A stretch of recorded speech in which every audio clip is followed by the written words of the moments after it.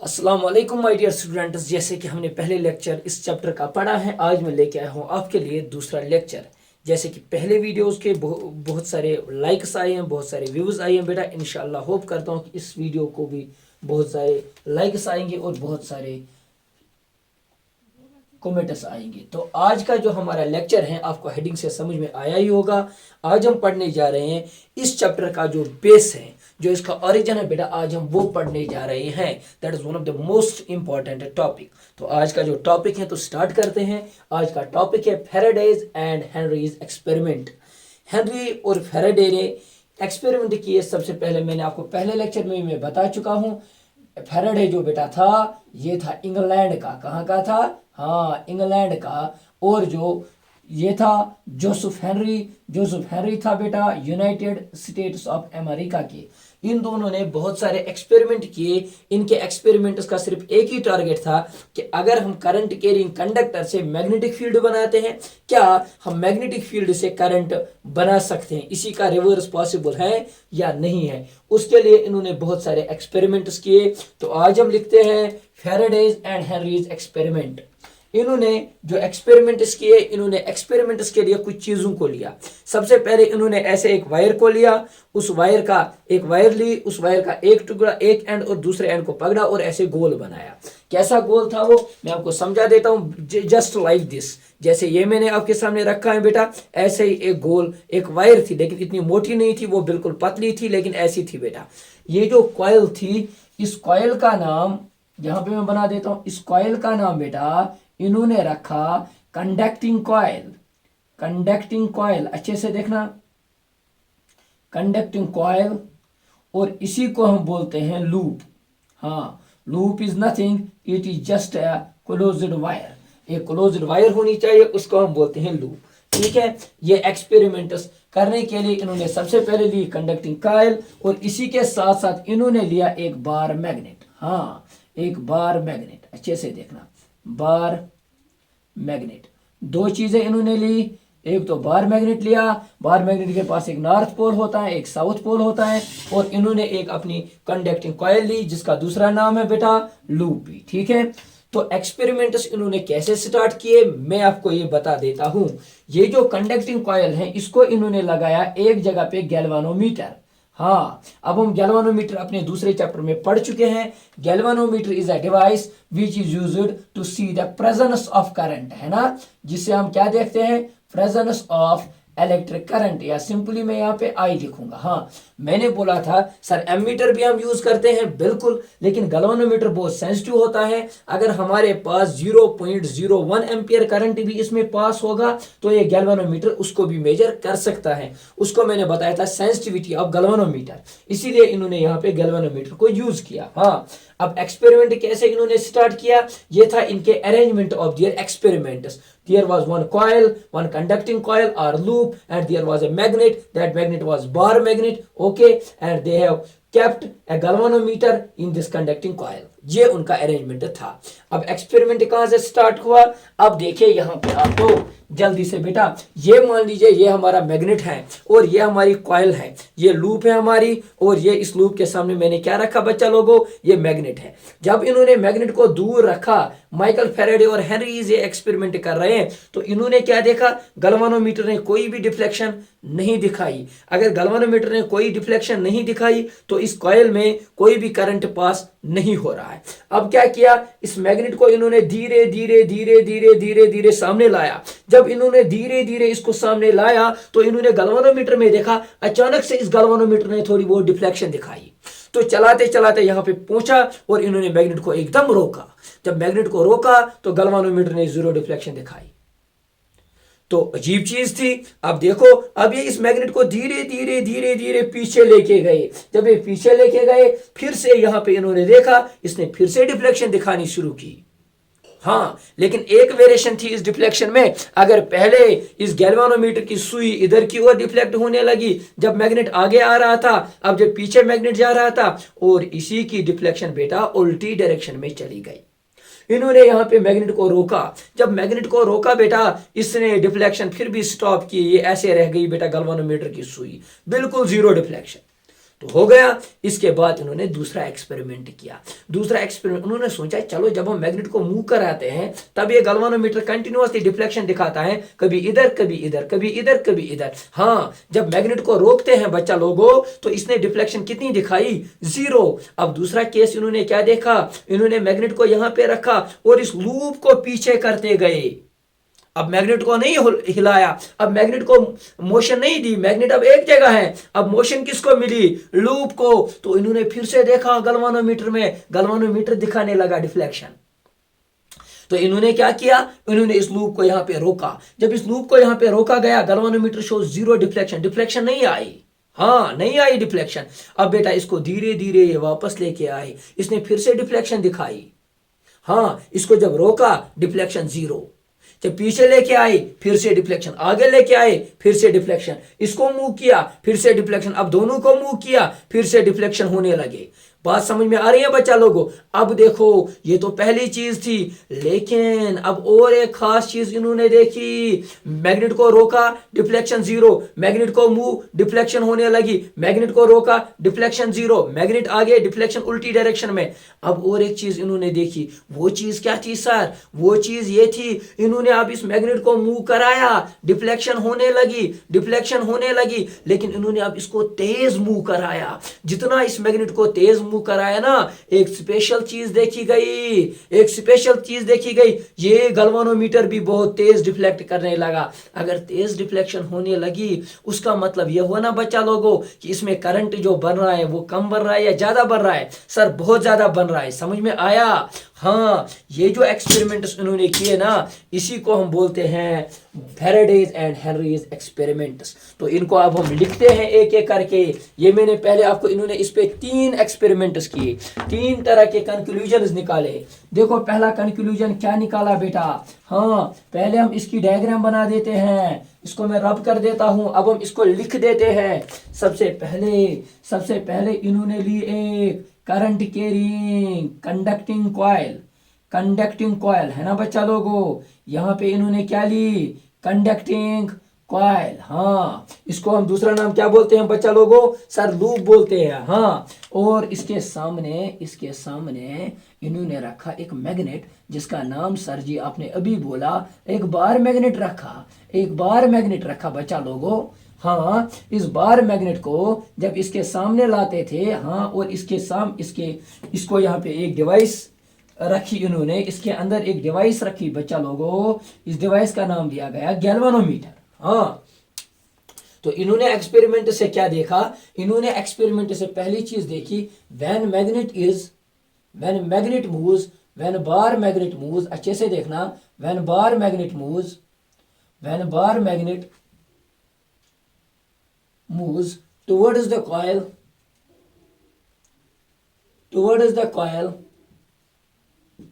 I will flow through the coil.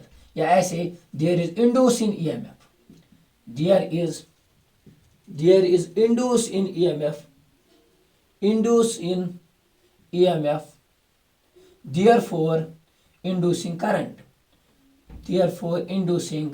current, ठीक है? इसमें ईएमएफ इंड्यूस हुआ और अगर सर्किट कंप्लीट होगा तो इसमें करंट फ्लो होगा। ठीक है बच्चा लोगों? हाँ, दूसरा चीज इन्होंने क्या देखा? तीसरा चीज उन्होंने क्या देखा? When a bar magnet moves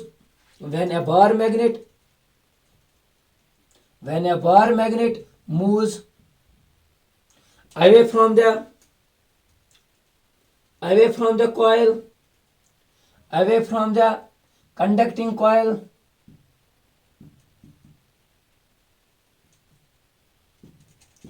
there is again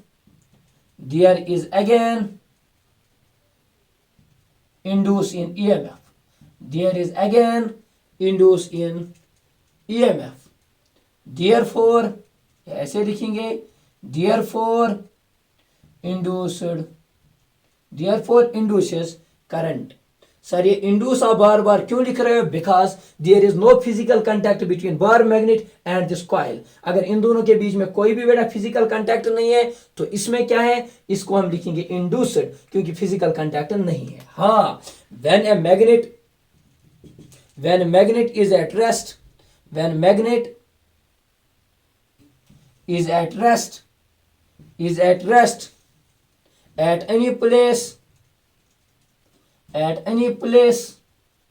there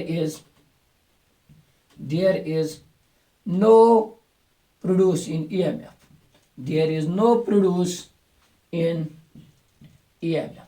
हाँ, ये तीन चीजें इन्होंने देखी। पहले मैग्नेट दूर रुका हुआ था, कोई ईएमएफ नहीं बना, फिर इसके मोशन कराई, मोशन वो मैंने सारी चीजें आपको बताई।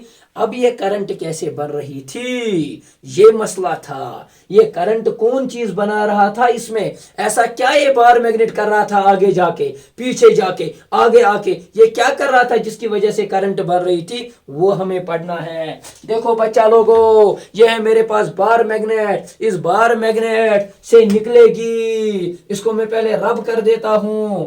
इस बार मैग्नेट से अच्छे से देखना बच्चा लोगो, अच्छे से देखना।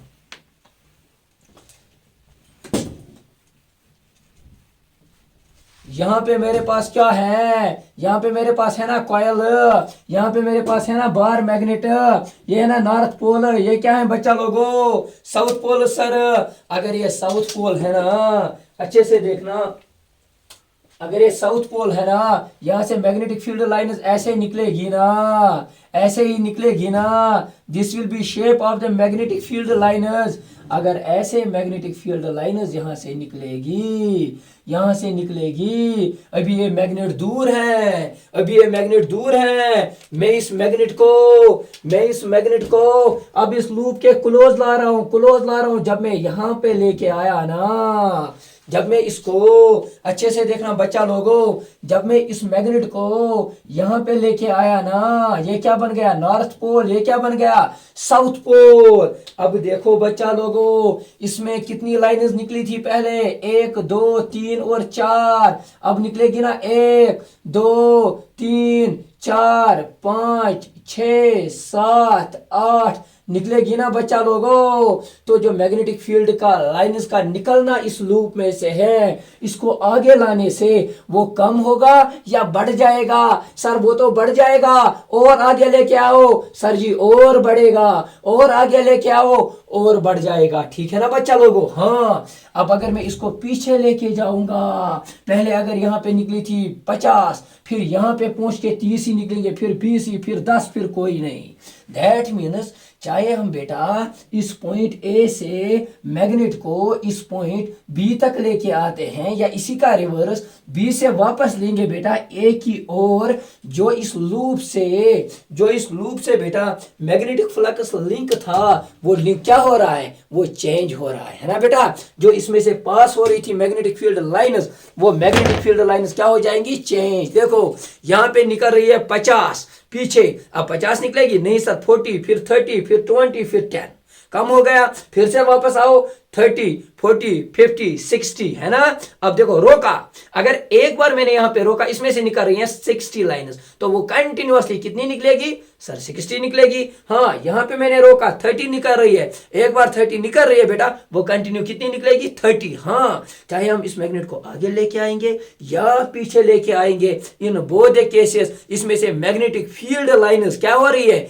चेंज। अगर मैग्नेटिक फील्ड लाइन्स का निकलना एक एरिया में चेंज हो रहा है, तो हम कहेंगे ना, चाहे मैग्नेट को आगे लेके आओ या पीछे लेके आओ, in both cases magnetic flux क्या होता है बच्चा लोगों, चेंज होता है।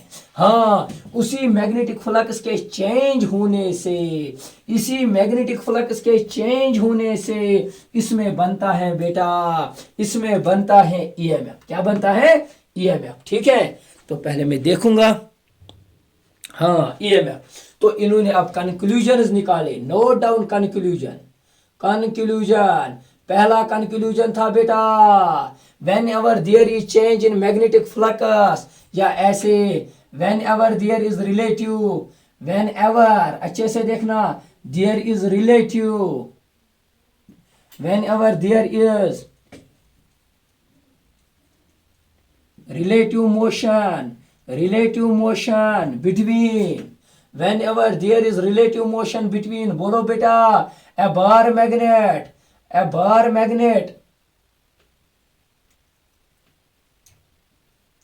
and a conducting coil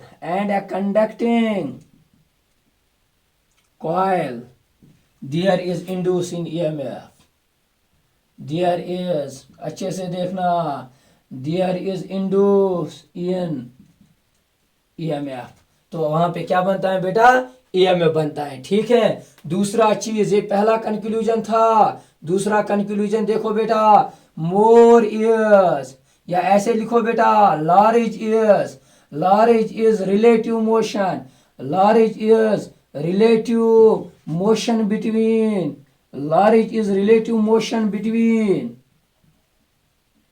हाँ बोलो, conducting coil and bar magnet large will be amount of induced EMF, है ना बच्चा लोगो, induced EMF। ये दो कंक्लूजन थे, और एक कंक्लूजन इन्होंने निकाला, थर्ड कंक्लूजन, हाँ EMF, इंड्यूस्ड EMF, अच्छे से देखना, third conclusion, induced EMF lasts as long as there is change in, बोलो, there is change in, बोलो, magnetic flux, या there is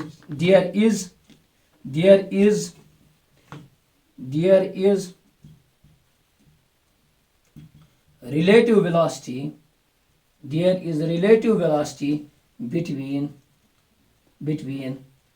coil and induced coil and magnet। हाँ, जब तक बच्चा लोगों इन दोनों के बीच में रिलेटिव वेलोसिटी होगी, तब तक इन्होंने देखा EMF प्रोड्यूस होता था, जब तक इनके बीच में रिलेटिव वेलोसिटी नहीं थी तब तक कोई भी EMF प्रोड्यूस नहीं था। ये तीन इनके कंक्लूजन्स थे जो इस एक्सपेरिमेंट से इन्होंने किए थे, इनको नोट कीजिए बच्चा लोग। अब जो इन्होंने एक्सपेरिमेंट नंबर 2 किया, अब हम लिखते हैं इनका एक्सपेरिमेंट नंबर 2 क्या था। एक्सपेरिमेंट नंबर 2, यह था पहला एक्सपेरिमेंट। अब देखो एक्सपेरिमेंट नंबर 2 क्या था। एक्सपेरिमेंट नंबर 2 इनका यह था कि जब भी एक कॉइल में करंट पास होती है, जब भी एक कॉइल में करंट पास होती है बेटा, मान लो ये मैंने एक बैटरी लगाई, इसमें से करंट पास होती है, जब इसमें करंट आई पास होती है, जैसे हीटर में हमारी कॉइल लगी होती है, इसको हम आगे जाके, इसको आपने थर्ड चैप्टर में पढ़ा होगा, इसको सोलेनॉइड हम बोलते हैं। जब इस सोलेनॉइड में करंट फ्लो होता है तो ये अपने आसपास मैग्नेटिक फील्ड बनाता है, ये अपने आसपास ऐसे मैग्नेटिक फील्ड बनाएगा ना। इसका एक पोल बनता है, ये जस्ट लाइक बार मैग्नेट बनेगा, आपने पढ़ा होगा बेटा थर्ड चैप्टर में, ये जस्ट लाइक बार मैग्नेट बनेगा। हाँ ऐसा, और इसके सामने इन्होंने रखी एक कॉइल, इन्होंने क्या रखी बच्चा लोगों, एक कॉइल इसके सामने। हाँ बहुत सारे कॉइल्स इसके सामने रखी गई, तो मैं दूसरे कलर से इसकी डायग्राम बना देता हूं। तो इसके सामने इन्होंने बहुत सारी कॉइल्स रखी, और इन कॉइल्स को लगाया यहाँ पे गैल्वानोमीटर। क्या लगाया, गैल्वानोमीटर। तो इन्होंने क्या देखा, इन्होंने फिर से इस करंट कैरिंग कॉइल को बेटा, इसका नाम इन्होंने दिया प्राइमरी कॉइल, इसका नाम दिया गया प्राइमरी कॉइल, और इस कॉइल का नाम दिया गया बच्चा लोगों सेकेंडरी कॉइल। अच्छे से देखना, इन्होंने अब इस प्राइमरी कॉइल को बेटा इधर की ओर लेके आए, यहाँ पे रोका, जैसे मैग्नेट था। अब सिमिलरली इमेजिन करो बेटा, ये कॉइल भी एक्ट कर रही है एज अ बार मैग्नेट। हाँ इसको बेटा ये पीछे लेके आए, फिर से करंट बना, इसको रोका, करंट 0, जैसे वहां पे इसको मूव कराने से यहाँ पे करंट फ्लो हुआ। तो एक्सपेरिमेंट 2 यही था बेटा, whenever there is there is induce in EMF, there is induce in EMF or induced current whenever there is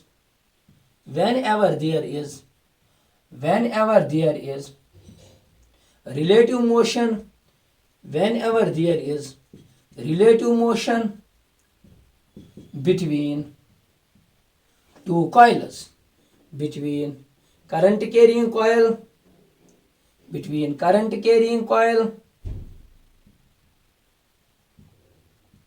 and conducting coil है ना बच्चा लोगों। जब भी इन दोनों के बीच में क्या होगा, रिलेटिव मोशन होगी, तो यहाँ पे बनेगा सेकेंडरी कॉइल में बनेगा करंट। तो एक कॉइल का नाम दिया गया कॉइल फर्स्ट, या इसका नाम देंगे कॉइल फर्स्ट, या इसका नाम हम बताते हैं बेटा प्राइमरी कॉइल, इसका नाम है सेकेंडरी कॉइल, या इसको बोलेंगे कॉइल नंबर सेकेंड। आया समझ में? हाँ। अब देखो इसके आगे ये था बेटा इनका एक्सपेरिमेंट नंबर 2। अब एक्सपेरिमेंट नंबर जो 3 था वो भी बहुत ज्यादा इंपॉर्टेंट था। अब इन्होंने क्या किया थर्ड एक्सपेरिमेंट में, यहां पे मैं लिख देता हूं, इसको रब कर देता हूं मैं। अब जो इन्होंने एक्सपेरिमेंट नंबर थर्ड किया वो क्या था सर? अब बहुत ही इंपॉर्टेंट बात इन्होंने देखी। अब कोई भी रिलेटिव मोशन नहीं थी दो कॉइल्स के बीच में। हाँ, अब एक कॉइल यहाँ पे इन्होंने रखी, इस कॉइल का नाम अब हम कुछ भी दे सकते हैं। इस कॉइल का नाम अब हम देंगे बेटा प्राइमरी कॉइल, लेकिन इसको लगाया एक स्विच, ठीक है। हाँ, इसको बोलते हैं टैपिंग की। क्या बोलते हैं? इसका नाम है टैपिंग की। अभी मैं समझाऊंगा टैपिंग की क्या होती है। टैपिंग की लगाई, ये बैटरी है, ये हमें पता है। ये एक कॉइल लगाई, इस कॉइल में करंट फ्लो होगा, उस करंट के कारण यहाँ पे मैग्नेटिक फील्ड बनेगा, और इसके सामने एक कॉइल रखी गई, इसका नाम है सेकेंडरी कॉइल, या नियर बाय कॉइल भी इसका नाम हम दे सकते हैं, या कॉइल नंबर सेकेंड भी। इसको लगाया गैल्वानोमीटर। हाँ, टैपिंग की एक प्रॉपर्टी होते हैं, हम इसको कंटिन्यूअसली ऑन ऑफ कर सकते हैं। तो टैपिंग की प्रॉपर्टी, इसको हम ऑन और ऑफ कर सकते हैं जल्दी जल्दी, है ना बच्चा लोगों। अब देखो मैंने इसको जब ऑन किया, यहां से करंट फ्लो स्टार्ट होने लगा, तो यहां पे बनेगा मैग्नेटिक फील्ड। मैग्नेटिक फील्ड तब तक इस कॉइल में बनेगा जब तक करंट फ्लो होगा, ठीक है। जब यहाँ पे करंट बना, इसमें से मैग्नेटिक फ्लक्स जो था वो लीक हो गया, तो इसमें बन गया बेटा ईएमएफ, और इसमें बन गया आई। गैल्वानोमीटर ने दिखाई डिफ्लेक्शन। मैंने स्विच को ऑफ किया, तो फ्लक्स अगर पहले 10 बना, फिर करंट धीरे धीरे, पहले करंट 0 से चलते ये बन गया 150 एम्पियर, ठीक है ना। एक साथ 150 नहीं बनेगा, धीरे धीरे जाएगा। जब धीरे धीरे पहले करंट कम, फिर ज्यादा 150, तो ये भी धीरे धीरे ज्यादा बनेगा, ठीक है ना बच्चा लोगों। अब देखो, अब इस करंट को क्या, मैंने स्विच को ऑफ किया। जब मैंने स्विच को ऑफ किया, इसी करंट को 150 एम्पियर से आना है धीरे धीरे 0। जब इसको 0 आना है, इसमें पहले 50 लाइन्स थी, अब 40, फिर 30, फिर 10, फिर 0। तो धीरे धीरे मैग्नेटिक फ्लक्स इस कॉइल में चेंज होगा। फिर से ऑन किया, फिर से 0 to 50, फिर से ऑफ किया, फिर से 50 to 0। दैट मीन्स कंटिन्यूअसली इस कॉइल, इस की को ऑन ऑफ करने से यहाँ पे मैग्नेटिक फ्लक्स इस सेकेंडरी कॉइल में सी सेकेंडरी में, जो प्राइमरी कॉइल में हम करंट चेंज करा रहे हैं, वोल्टेज चेंज करा रहे हैं कंटिन्यूअसली, तो इसमें से बेटा फ्लक्स चेंज होता है। उसकी वजह से इसमें भी बनेगा ईएमएफ। क्या बनेगा? ये इनका थर्ड एक्सपेरिमेंट था। लेकिन इस केस में एक स्पेशलिटी ये थी, there was no relative motion between these two coils. हाँ, if there is no relative, अच्छे से देखना, if there is no relative motion, या आप खुद भी लिख सकते हो, no relative motion between primary coil and secondary coil. हाँ, प्राइमरी कॉइल और सेकेंडरी कॉइल के बीच में कोई भी रिलेटिव मोशन नहीं थी। आफ्टर दैट यहां पे बना ईएमएफ। क्यों बना ईएमएफ? क्योंकि फ्लक्स कंटिन्यूअसली क्या हो रहा है? चेंज हो रहा है बच्चा लोगों। तो इसको आप नोट करो, ये तीनों हमारे पास थे, फैराडेज एंड हेनरीज एक्सपेरिमेंट्स। अब हम पढ़ने जा रहे हैं Faraday's laws of electromagnetic induction. इसको मैं रब कर देता हूं। अब मैं पढ़ाने जा रहा हूं one of the most important topic, तो इसको नोट करो। तो अब हम पढ़ने जा रहे हैं Faraday's laws of electromagnetic induction. Electromagnetic induction में फैराडे ने बहुत बड़े दो लॉज दिए, जैसे कि आपने पढ़ा है इलेक्ट्रोकेमिस्ट्री में दो लॉज पढ़े हैं फैराडेज के, तो यहाँ पे भी हम दो लॉज पढ़ने जा रहे हैं। ये दो लॉज इन्होंने कैसे बनाए? ये दो लॉज इन्होंने बनाए ऑलमोस्ट जो 1830 में इन्होंने वो एक्सपेरिमेंट्स किए, उन्हीं एक्सपेरिमेंट्स के बेसिस पे इन्होंने बनाए अब दो लॉज। हाँ, जो दो लॉज हैं इसको लिखो, there are two laws of electromagnetic induction. यहाँ पे हम लिखेंगे there are two laws, Faraday's two laws of electromagnetic induction. हाँ, एक को हम बोलते हैं first law of electromagnetic induction, एक को बोलते हैं फर्स्ट लॉ, और दूसरे को क्या बोलेंगे? Fifth law? नहीं सर, दूसरे को बोलेंगे सेकंड लॉ। हाँ, जो फर्स्ट लॉ है यहीं पे नोट करके रखो। First law is known as qualitative law. First law को हम बोलते हैं क्वालिटेटिव लॉ, क्वालिटेटिव लॉ। हाँ, दूसरे को हम बोलते हैं क्वांटिटेटिव लॉ। क्वालिटेटिव मतलब ये सिर्फ ये बताएगा कि किसकी वजह से ये ईएमएफ बना, किसके कारण से हुआ, और क्वांटिटेटिव का मतलब कितना ईएमएफ बनेगा। ठीक है, जैसे आपने पढ़ा है Newton first law, second law and third law. Newton first law only gives us definition of force, second law हमें देता है क्वांटिटी ऑफ फोर्स। ठीक है बच्चा लोगों। हाँ, तो स्टार्ट हम करते हैं फर्स्ट लॉ से। फर्स्ट लॉ क्या कहता है? अब हमें नहीं पता सर फर्स्ट लॉ क्या कहता है, लेकिन आप लोगों को पता है फर्स्ट लॉ। फर्स्ट लॉ कहता है whenever there is change in most important, whenever there is change in magnetic flux, whenever there is change in magnetic flux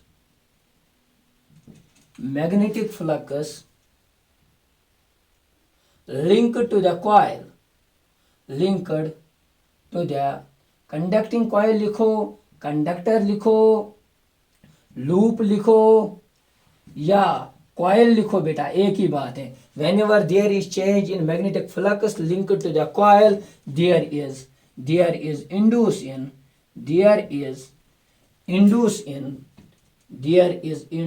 in EMF. हाँ, this EMF lost us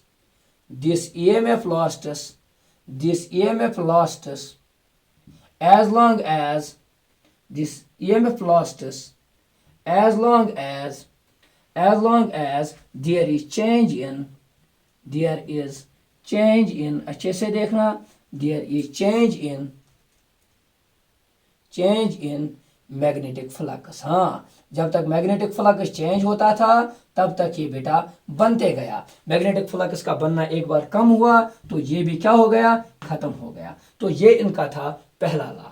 तो इसको हम बोलते हैं first law of Faraday's, first law of electromagnetic induction. इसको हम बोलेंगे this law is qualitative law. ये सिर्फ क्वालिटी बताता है कि ईएमएफ कैसे बनेगा। ईएमएफ बनेगा चेंज इन मैग्नेटिक फ्लक्स से। अब देखिए बच्चा लोगों आगे, तो अब हम पढ़ेंगे सेकंड लॉ। लिखो Faraday's second law of electromagnetic induction, जल्दी से बेटा।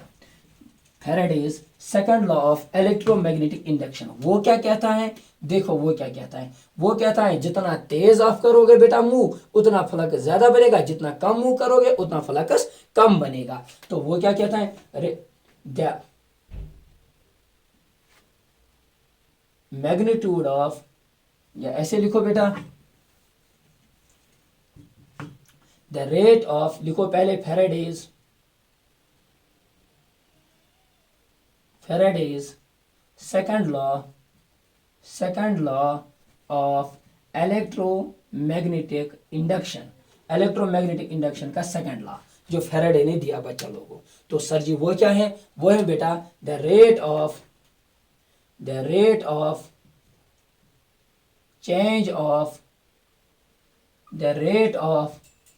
change of magnetic flux is directly proportional to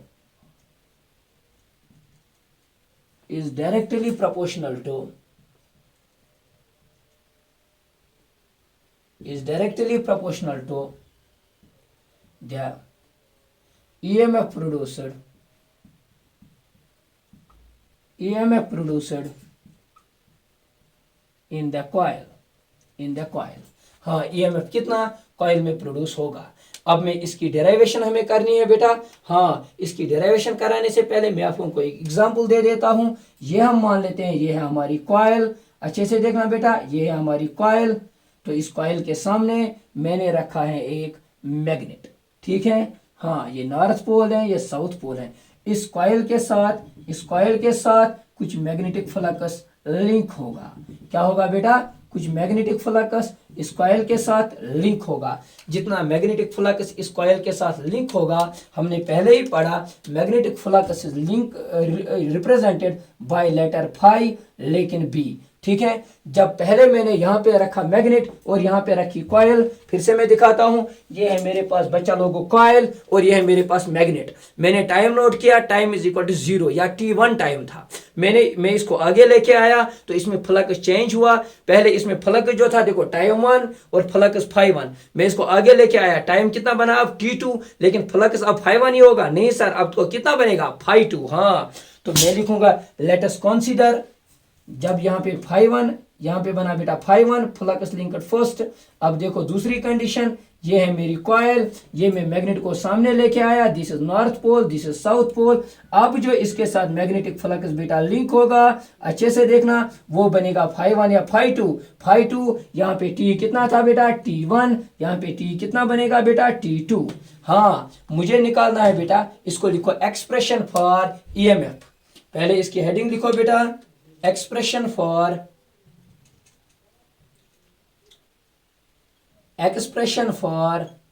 induced EMF, expression for induced EMF। हाँ, ये हमें सेकंड लॉ देता है, तो वो क्या बताएगा बेटा?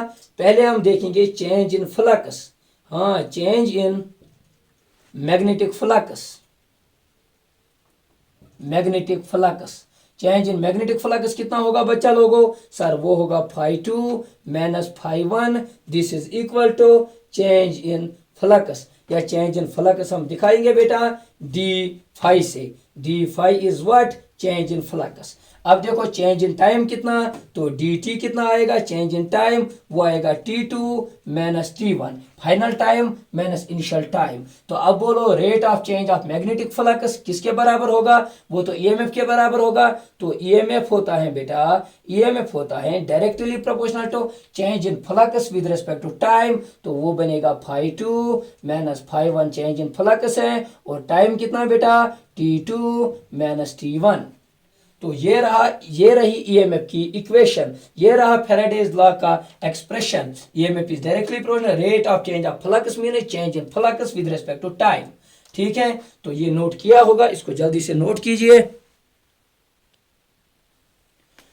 तो यहां पे मैं लिखूंगा देयर इज चेंज, तो EMF किसके बराबर हुआ? EMF हो गया फाई 2 माइनस फाई 1 डिवाइडेड बाई t2 माइनस t1। इसको ऐसे भी लिख सकते हैं, EMF is equal to D phi change in flux with respect to change in time. This is known as Faraday's second law. इसने बोला EMF कितना बनेगा? EMF इज इक्वल टू, है ना। तो अब देखो, अब अगर मेरे पास एक कॉइल नहीं है, अब अगर मेरे पास कॉइल को बेटा n नंबर ऑफ टर्न्स होंगे, बहुत सारे सर्कल्स होंगे। पहले यहाँ पे एक सर्कल है बेटा, इसके बाद मैंने यहाँ पे दूसरा रखा, फिर तीसरा रखा, फिर चौथा रखा। तो जो ये फ्लक्स चेंज होगा वो एक ही कॉइल में नहीं होगा, वो पहले इसमें होगा, फिर दूसरे में, फिर तीसरे में, फिर चौथे में, हर एक में चेंज होगा। अगर हर एक में चेंज होगा तो if n number of coils, if n number of coils are linked with the